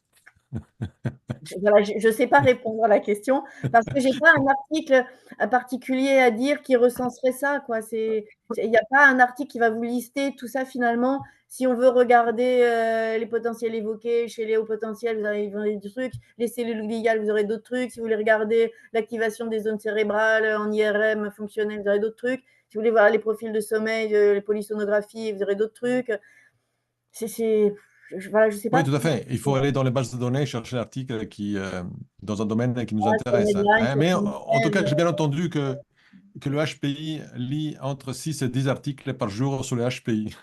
j'ai pas dit ça, je te l'excuse de ta réponse. Hein. Moi, j'ai Je pas dit me permets, vous m'entendez? J'ai une petite question aussi, du coup, comme on parle des recherches. Si je comprends bien, parce que tu as dit que en France, on a notre manière d'évaluer le HPI. Au ouais, Canada, c'est un peu différent. Tu as parlé il y avait 3 dimensions plutôt oui, qu'une. oui, Il y a oui, oui, l'intelligence, il y a la valeur, il y a la créativité. oui. J'aimerais que tu t'expliques un petit peu plus si tu as plus si tu connais un peu plus comment ils font en fait pour évaluer les 2 autres dimensions, valeur et Ah, créativité. ouf. Alors, Surtout les valeurs. Alors, là, c'était les études auxquelles je pense, c'était des études sur les enfants. Ils posaient des questions aux parents principalement. Principalement, ils posaient des questions aux parents. Au Québec, par exemple, quand on regarde, on a des collègues qui travaillent très très bien sur Lynn Massé, qui a beaucoup travaillé sur toute la neurodiversité et sur le haut potentiel au Québec. Il y a des questionnaires pour les enseignants, il n'y a pas forcément que les tests de QI, il y a des questionnaires plus larges. Je veux dire, pour eux, la conception québécoise, alors eux, ils parlent de personnes douées, c'est des doués. C'est des doués, ce pas des surdoués, c'est des doués. En anglais, on dit gifted ou talented. Des fois, on va jusqu'à over-gifted et over-talented, mais les Québécois, pour eux, sont des doués. Et partant de l'idée de M. Gagné, que finalement, dès que vous êtes 10% en dehors de la norme, vous êtes doué. Donc, dans n'importe quel domaine. Donc, 10% d'un point de vue scolaire, d'un point de vue artistique, d'un point de vue artisanal, d'un point de vue n'importe quoi. Donc, ce qui fait que chez eux, automatiquement, un danseur étoile, par exemple, il est doué. Chez nous, comme on a la question au potentiel intellectuel, alors qu'on sait que finalement, il n'y a pas que l'intellectuel qui compte, eh bien, le danseur étoile, il ne sera pas dans la catégorie HPI, par exemple. Pas automatiquement. Au Québec, il l'est automatiquement. Parce qu'on peut penser que le danseur étoile, il est quand même 10% à l'écart de la population. On peut penser. Donc, cette conception est complètement différente et eux, ils vont regarder aussi bien en termes de résultats scolaires que de résultats artistiques, enfin de résultats d'activités artistiques et de questionnements un peu incessants, etc. etc. Donc, c'est très différent dans leur manière d'évaluer. Ce qui me fait dire quand même que quand on regarde, quand je parle de haut potentiel intellectuel, quand on regarde en France, dans les recommandations de l'éducation nationale pour les enfants au potentiel, il y a écrit, et ça on ne le sait pas, ou on ne le sait pas suffisamment, que le haut potentiel peut être intellectuel ou créatif. Ah. C'est écrit dans les textes. Ce n'est pas que au potentiel intellectuel. Dans les textes de l'Académie des rectorats, enfin voilà, des préconisations pour accompagner les enfants au potentiel, il y a écrit, on identifie le haut potentiel, qu'il soit intellectuel ou créatif. Et ça, on ne le sait pas quand même, ça, on ne le sait pas. Et au niveau des études, est-ce qu'on est au début de l'intérêt que les chercheurs portent au HPI ou est-ce qu'il y a eu plein de choses dans le passé Je crois qu'il y a eu quand même une explosion des recherches depuis les années 80-90, j'ai envie de dire quelque chose comme ça. Une spécificité française quand même, parce que je disais, en termes d'intelligence, on a une conception qui est un peu datée quand même, qui a la conception très intellectuelle de l'intelligence, quand les autres pays sont sur une notion un peu plus large, ou un peu différente finalement, plus large, plus actuelle et plus en phase avec les recherches. Mais nous, en France, on est quand même un des seuls pays à considérer le haut potentiel adulte. Ce qui, moi, m'a beaucoup frappé quand on regarde les recherches aux États-Unis ou voilà, moi, j'étais il n'y a pas longtemps aux États-Unis, je parlais avec des amis, avec des collègues. Quand je leur parle de haut potentiel chez les adultes, ils me regardent en disant, mais de quoi tu parles? Et donc, quand on regarde les publications, que ce soit grand public ou scientifique, en gros, ça s'arrête aux études supérieures, aux étudiants. On n'a pas ou très très peu d'études sur les hauts potentiels adultes. Alors qu'en France, c'est quand même un sujet dont on parle partout, les hauts potentiels adultes. Et on n'a pas ce courant de recherche, peu en France d'ailleurs, et il y a peu de recherches publiées sur les hauts potentiels adultes. Il y a des livres, beaucoup, mais pas de recherche. Et à l'étranger, on n'en a pas. Ce qui est assez bizarre quand même, c'est assez paradoxal. Et je ne sais pas l'expliquer. Est-ce qu'il y a plus de corrélation entre HPI et narcissisme en France qu'ailleurs? Je t'en laisse la responsabilité. Alors, très bien. Alors, il y a une question très précise de Johanna qui demande si tu observes chez les enfants des temps de latence lors de la réflexion pour donner une réponse à une question. Comme si l'enfant avait décroché, mais quand même donné une réponse après coup en adéquation avec la question. Si oui, comment différencier ce symptôme d'un trouble de l'attention? Voilà, dans le trouble de l'attention. Non, j'observe pas ça systématiquement. Pas systématiquement. Moi, je vois des enfants qui effectivement répondent un peu. On a l'impression que ce que je remarque, alors ça, je pense, c'est par rapport au questionnaire de Wechsler, je suppose la question. Ce qu'on voit régulièrement sont des gens, enfants comme adultes d'ailleurs, qui savent quand ils se sont trompés. Ils ont l'intuition, non, c'est pas la bonne réponse, c'est pas ça la bonne réponse. Je me suis trompée, c'est pas ça. Et pof, ils donnent la bonne après, par exemple. Donc, ils ont cette intuition que c'est pas la bonne réponse qu'ils ont donnée, ça on le voit. C'est pas forcément un temps de latence, et qu'au contraire, ils répondent plutôt du tac au tac, et que s'ils réfléchissent, c'est là où le pour, le contre, le machin, le je sais plus vient en jeu et va les perturber, par exemple. Mais c'est pas un trouble de l'attention. Moi, je pense à un jeune homme, il avait lui un trouble de l'attention, un petit garçon, il avait 12 ans, il avait un trouble de l'attention. Mais il répondait en faisant la galipette, en dansant, en chantant. Il tournait autour de mon bureau et puis il regardait. Il dit ah pof c'est ça, ah pof tiens ça c'est ça. Il regardait à peine, il répondait. Donc lui il avait un trouble de l'attention, ça c'est sûr, mais en même temps il répondait. Donc je ne sais pas si j'ai répondu à la question, mais non, j'observe pas des temps de latence spécifiquement systématiques chez les personnes au potentiel. Non. Non, non. Oui, donc des enfants qui peuvent montrer des comportements qui sont typiques des troubles de l'attention, mais ils sont en train de chercher une réponse à la question. Ils peuvent regarder par la fenêtre en même temps, ou bien la musique dans la tête. Oui, exactement, exactement. Alors effectivement, en classe, ce sont des comportements qui sont très dérangeants, mais en même temps, quand on fait passer les tests, moi, il me semble qu'on veut savoir les capacités cognitives et pas la capacité à rester ficelé sur une chaise. Donc voilà. Et ce jeune homme, si je l'avais laissé assis à sa chaise, il ne répondait pas, par exemple. Donc effectivement, le protocole nous dit qu'il faut rester sans bouger. Mais si lui reste sans bouger, il va finir des fissions intellectuelles parce qu'il n'aura répondu à rien. Donc, ce n'est pas la bonne solution non plus. Et donc, effectivement, il court partout, il fait le tour, il fait des galipettes, machin, mais il répond. Ça veut bien dire que quelque part, son cerveau est capable de traiter l'information et de donner la bonne réponse. Alors, effectivement, il n'avait pas la capacité à rester en place. Et donc, lui il était effectivement double exceptionnel, au potentiel et trouble de l'attention. Mais ça ne l'empêchait pas, si on le laissait courir de tous les côtés, de faire fonctionner son cerveau, effectivement. Alors, tu as parlé du HPI chez les adultes. Oui. Est-ce que l'HPI peut évoluer avec le temps, avec l'âge? Est-ce qu'on peut perdre la capacité HPI? A priori, c'est comme la taille. Quand on mesure 1,75 m, on mesure 1,75 m toute sa vie. Voilà, on peut se tasser un petit peu quand même, on peut se tasser un petit peu. Donc après, normalement, le QI est plutôt stable tout au long de la vie. Donc, on ne le perd pas. Maintenant, il y a des événements de vie. Effectivement, on vit un traumatisme et là, on va perdre parce qu'on a un traumatisme, parce qu'on a des événements de vie qui font qu'à un moment donné, on est plus fatigué, on a moins envie. Voilà, c'est des événements de vie, mais globalement, la capacité cognitive, elle reste là. Moi, j'ai eu les cas quand même plusieurs personnes qui avaient fumé du cannabis et qui après, en travaillant avec un neurologue, on travaillait en équipe avec un neurologue, je pense à 2 personnes, ils n'ont jamais récupéré. Ils n'ont jamais récupéré. Donc là, c'était lié au cannabis qui avait fait des atteintes irrémédiables à leur capacité cognitive. Et on n'a jamais, je pense à un étudiant en école de commerce, il n'a jamais pu reprendre son école de commerce, par exemple. Donc, il avait perdu ses capacités. Mais ça, c'était lié à une substance, par exemple. Oui, on a ça aussi chez les neurotypiques. Oui, c'est ça, on a ça aussi chez les neurotypiques, Oui. de la même façon, hein, c'est ça. Parce que l'intelligence, elle est pas, enfin, la quantité d'intelligence, elle est stable, qu'on soit neurotypique ou neurodivergent. Et donc, a priori, il y a des événements de vie qui arrivent. Moi, je pense à, enfin voilà, le Covid, des fois, a pu faire quand même des ravages, hein, durables ou ponctuels d'ailleurs.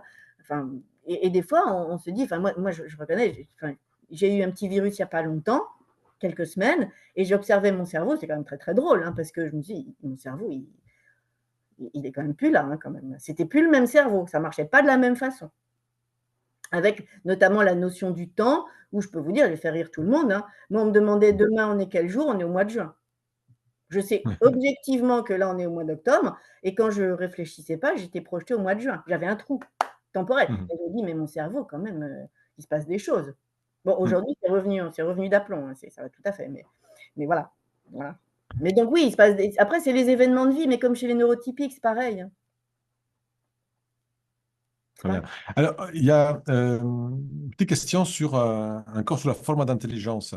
Oui. Hein, c'est-à-dire, il y a Georgiana qui demande, est-ce qu'on pourrait dire que l'évaluation québécoise prend en compte une forme d'intelligence comme les intelligences multiples, Howard Gardner, et créativité dans plusieurs formes d'intelligence? Alors là, je suis embêtée, hein, parce que les intelligences multiples, on en parle beaucoup, depuis très longtemps, ça a été un grand concept utile à l'école, utilisé à l'école, en disant il y a des enfants qui sont plus, je sais pas quoi, visuels, plus machin, plus bidule, plus qu'on veut. Et en fait, je suis très embêtée de vous répondre, mais objectivement, on n'a aucune étude scientifique qui a validé la théorie des intelligences multiples de Gardner. Donc aujourd'hui, scientifiquement parlant, on n'a rien qui valide la théorie des intelligences de Gardner. Donc, je ne peux pas répondre autrement que ça a été utile à l'école, utilisé beaucoup à l'école. Aujourd'hui, on en revient un peu parce que scientifiquement parlant, on n'a aucune preuve qui nous… Enfin, c'est pas pour ça que ça n'existe pas. Mais moi, je suis plutôt scientifique de départ. Hein. J'ai une double formation aussi en sciences. Et on n'a pas d'argument pour. Ça n'a pas été validé. Voilà, ça n'a pas été validé. Je ne peux pas dire autrement. Et donc, il y a aussi la question du coup de phylocognitif complexe. Oui. Oui, le phylocognitif complexe, d'accord. Qu'est-ce que tu penses du terme? Je pense qu'à un moment donné, en fait, on n'a pas de terminologie On qui… tourne. Non, on n'a pas un bon terme pour parler de ces notions-là. Donc avant, on avait précoce, qui voulait dire qu'une fois qu'on a tout le monde les capacités, qu'on est adulte, on est plus précoce parce qu'on acquiert avant les autres, mais une fois que tout le monde a acquis, finalement c'est pareil. On a eu surdoué, et qui pour moi est quand même le moins mauvais, surdoué. Ça fait très prétentieux, mais les gens n'aiment pas du tout cette terminologie-là, et de dire que doué plus que les autres, c'est pas très flat, on n'a pas envie de ça. Au potentiel, qu'on a du potentiel mais qu'on ne va pas exprimer. Alors, phylocognitif et complexe parce qu'il y a des profils, ça on n'en a pas parlé, mais des profils homogènes, hétérogènes dans les tests de QI, mais enfin, il faut quand même remettre le QI au centre du truc, et que ça vole tellement pas haut et que ça casse pas trois pattes à un canard, ce test-là. Enfin, excusez-moi, que quand même, à un moment donné, il faut appeler un chat un chat. Donc, je ne sais pas très bien. Après, je suis désolée, Jeanne, mais je vais quand même parler des zèbres. Jeanne Siofachin, qui a le concept des zèbres. Alors, moi, les zèbres, j'aime pas ça du tout. Je vois des tas de gens, ils me disent, il y a un mot, c'est super génial, parce que comme ça, c'est pas prétentieux, on n'est pas au-dessus des autres. Ben oui, mais un zèbre, on n'est pas un humain, donc on est un animal, et si on est un animal, on se met à l'écart de l'humanité. Si on est… Alors, je vais plus loin, je fais un peu jésuite et je coupe les cheveux en quatre, mais et si je me mets à l'écart de l'humanité, je ne peux pas interagir avec les autres, et donc je ne peux pas aller bien parce que je vais être des zèbres avec des zèbres et pas avec des humains, et donc à un moment donné, je n'irai pas bien. Et moi, je vois des gens, ils me disent, je vais me créer une savane avec que des zèbres dedans. Oui, mais alors ça ne va pas. Et les autres ils me disent, mais de toute façon, tous les autres, c'est des crétins, qu'est-ce que vous voulez que je fasse avec eux? Oui, mais non, ça ne va pas, comme c'est des gens, les autres, pas que des crétins. Et il peut y avoir deux au potentiel ensemble avec un qui soit un crétin fini, ça n'empêche pas, ça, c'est pas une question que d'intelligence. Donc voilà, effectivement, on n'a pas de terme, on n'a pas de terme qui correspondent vraiment, on n'a pas de terme. Ça, c'est vrai, ça, c'est vrai. Donc, il faut que chacun, je pense que, en fait, moi, j'ai rien ni pour l'un ni pour l'autre. Je pense qu'il faut que chacun se choisisse son étiquette qui correspond, mais toujours, encore une fois, l'idée, c'est de s'en séparer. Oui, Jeanne, j'exagère, d'accord, j'exagère, avec beaucoup d'humour et des émojis, j'exagère. Mais je suis là pour dire ce que je pense aussi, et ceux qui me connaissent savent que je dis ce que je pense. Donc voilà. Mais je pense qu'il faut que chacun choisisse son étiquette pour s'en extraire après, pour s'en abstraire. On n'a pas besoin d'étiquette en tant que tel, on n'en a pas besoin. On n'en a pas besoin. L'étiquette, c'est au début pour démarrer le processus. Il ne faut pas rester coincé dans l'étiquette en disant, voilà, pour moi, c'est vraiment complètement inutile d'avoir des étiquettes. Et je vois des gens qui me disent, mais si je n'ai pas fait le test de QI, est-ce que vous voulez bien quand même m'accompagner? Je dis, évidemment, j'en ai rien à faire du test de QI dans l'absolu. Ce n'est pas ça qui va me donner des réponses. Ce qui donne des réponses, c'est qui vous êtes, quelles sont vos aspirations, quelles sont vos manières de fonctionner, quelles sont vos forces, Voilà, c'est ça qui m'intéresse. Ce n'est pas d'avoir une étiquette. L'étiquette, j'en ai pas besoin. Bon. Jeanne te dit que tu es un drôle de zèbre quand même. Alors, si tu veux, Jeanne, je me fais rire. Hier, j'étais au cabaret, aux zèbres de Belleville, et il y a des zèbres partout. Voilà. Et ça ne m'empêche pas d'aller passer un très bon moment au cabaret. Très bien. Alors, Béatrice, peut-être une dernière question sur laquelle je voudrais qu'on termine peut-être la soirée. C'est quelles sont les recherches récentes sur le HPI, les recherches plus prometteuses? Où est-ce qu'on est en train d'aller au niveau de la recherche? Alors, on est en train d'aller, je pense, dans une conception différente de l'intelligence. C'est comme je disais un peu tout à l'heure. On va dans cette direction-là. On va dans la direction aussi de comprendre plus les fonctionnements neurologiques, neurophysiologiques. Je pense aussi, ça c'est important. Et je pense qu'on a tout ce courant qui, a priori, au balbutiement de ce que je sais pas, la médecine comportementale des hauts potentiels, comme je disais un peu tout à l'heure sur le sommeil, parce qu'on sait par exemple qu'il y a des profils de sommeil différents, que le sommeil d'un haut potentiel, c'est pas le même que le sommeil d'un neurotypique, mais on n'a pas l'extrapolation. Comment je vais traiter par exemple les troubles du sommeil chez un haut potentiel par rapport à un neurotypique? Ça, on n'a pas ça. On n'a pas, par exemple, un haut potentiel avec la sensibilité qui est la sienne et la sensorialité, quand il a une fébricule de 37, il passe à 37,4. Lui, il a l'impression d'être à 40. Et vous allez chez le médecin, il dit non, mais je ne suis pas bien, j'ai mal au crâne, je suis pas bien. Le médecin vous dit, mais non, vous n'avez rien du tout, repartez, enfin, il faut arrêter, là, c'est de la sensiblerie, vous n'avez rien. Alors qu'en fait, eux, ils sentent déjà que leur cerveau, il est un peu déglingué à ce moment-là. Et donc, je pense que c'est ce courant-là de la médecine, un peu, si je peux dire comme ça.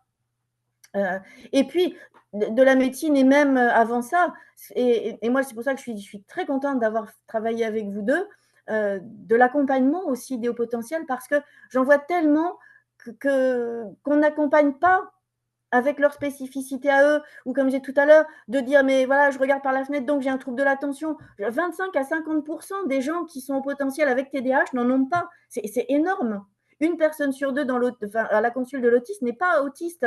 Et vous en avez combien qui vous disent, alors en fait, moi, je suis au potentiel, je suis autiste, je suis multidis et je suis TDAH. Alors peut-être ils existent, peut-être, mais en même temps, peut-être qu'ils n'ont pas tout ça. Et je pense que c'est ça la recherche, parce que c'est toujours le bien-être des gens qu'il faut avoir à cœur. Et donc vous ne pouvez pas dire à des gens, ils ont tout ça alors qu'ils ne l'ont pas vraiment. C'est ça.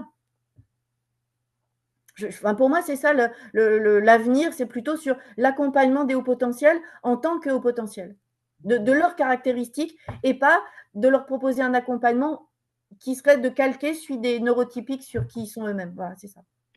Je pense que c'est ça l'avenir, finalement. Très bien. Merci Béatrice. Ça te donnait beaucoup d'informations en très peu de temps.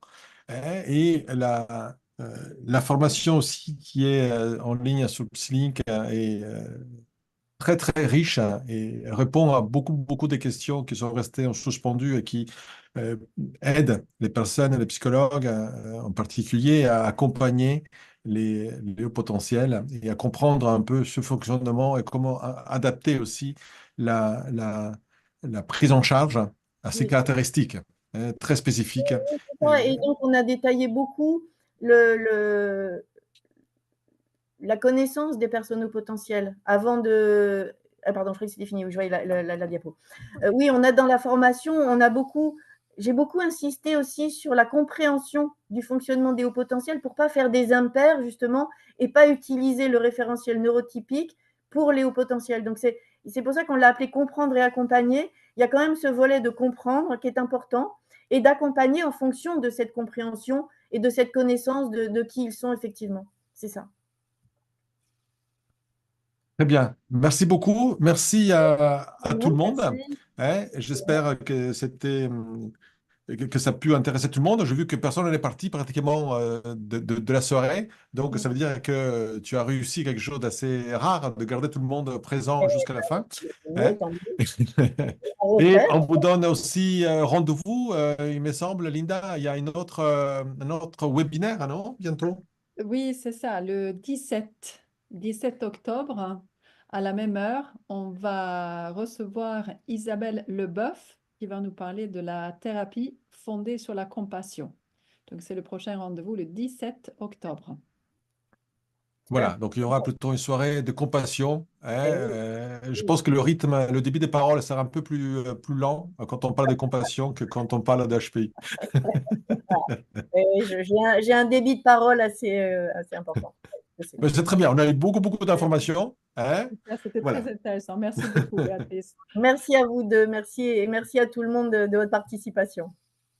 Et merci aussi à tous les collègues que j'ai pu reconnaître. Merci à Jeanne aussi pour sa participation. À Jeanne et Voilà. finalisé de ma sortie sur les zèbres, évidemment. Merci.